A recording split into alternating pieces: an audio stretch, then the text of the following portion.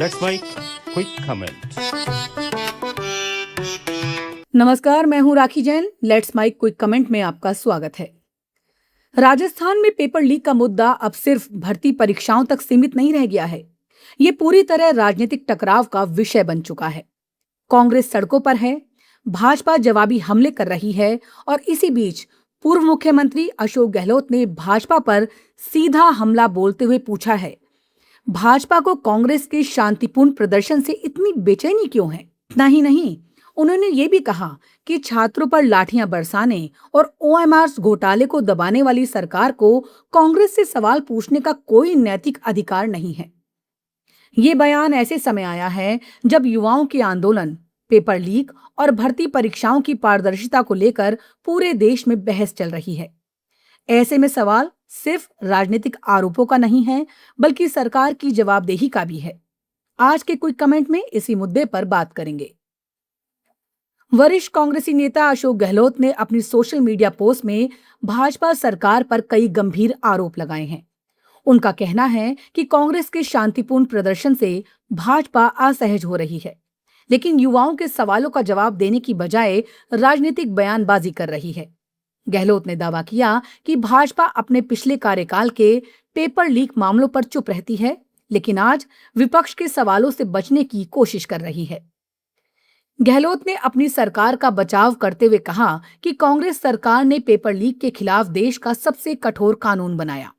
उन्होंने याद दिलाया कि राजस्थान में आजीवन कारावास, संपत्ति जब्ती और 10 करोड़ रुपए तक जुर्माने का प्रावधान किया गया।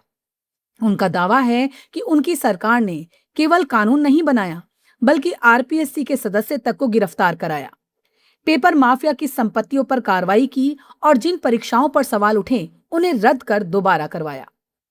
लेकिन गहलोत का सबसे बड़ा हमला मौजूदा भाजपा सरकार पर ओएमआर शीट से जुड़े कथित घोटाले को लेकर है। उनका आरोप है कि राजस्थान कर्मचारी चयन बोर्ड की परीक्षाओं में ओएमआर शीट बदलने वाले गिरोह का खुलासा होने और एसओजी द्वारा अधिकारियों की गिरफ्तारी के बावजूद सरकार अपने कार्यकाल की परीक्षाओं की व्यापक जांच कराने से बच रही है। उनका सवाल है कि अगर जांच पूरी तरह ईमानदारी से हो रही है, तो फिर सभी परीक्षाओं की निष्पक्ष जांच की घोषणा क्यों नहीं की जा रही। यहीं से राजनीतिक बहस एक नए मोड़ पर पहुंचती है। कांग्रेस का कहना है कि भाजपा सरकार विपक्ष के प्रदर्शन को राजनीतिक रंग दे रही है, जबकि भाजपा लगातार कांग्रेस शासनकाल में हुए पेपर लीक मामलों का हवाला देकर पलटवार कर रही है। यानी दोनों दल एक दूसरे के रिकॉर्ड पर सवाल उठा रहे हैं। लेकिन इस पूरे विवाद में सबसे अहम सवाल यह है, क्या अब भी चर्चा का केंद्र युवा हैं या फिर राजनीति? क्योंकि एक प्रतियोगी छात्र के लिए ये बहस अलग है। उसे इस बात से फर्क नहीं पड़ता कि किस सरकार के समय कितने पेपर लीक हुए। उसकी चिंता यह है कि अगली परीक्षा निष्पक्ष होगी या नहीं, उसकी ओएमआर शीट सुरक्षित रहेगी या नहीं, उसकी मेहनत पर किसी गिरोह या भ्रष्ट व्यवस्था का असर तो नहीं पड़ेगा। अशोक गहलोत ने भाजपा सरकार पर यह भी आरोप लगाया कि छात्रों के शांतिपूर्ण विरोध का जवाब लाठीचार्ज से दिया गया। उन्होंने कहा कि जिस सरकार पर युवाओं की आवाज दबाने और कथित ओएमआर घोटाले को दबाने के आरोप लग रहे हों, उसे कांग्रेस से नैतिकता की बात करने का अधिकार नहीं है। ये एक राजनीतिक आरोप है, जिसका जवाब सरकार को तथ्यों और कार्रवाई से देना होगा। लोकतंत्र में विपक्ष का दायित्व सवाल पूछना है और सरकार का दायित्व उन सवालों का जवाब देना। लेकिन जब मामला लाखों युवाओं के भविष्य से जुड़ा हो, तब केवल आरोप प्रत्यारोप काफी नहीं होते। जरूरत पारदर्शी जांच, समयबद्ध कार्रवाई और ऐसी व्यवस्था की होती है जिससे युवाओं का भरोसा वापस लौटे।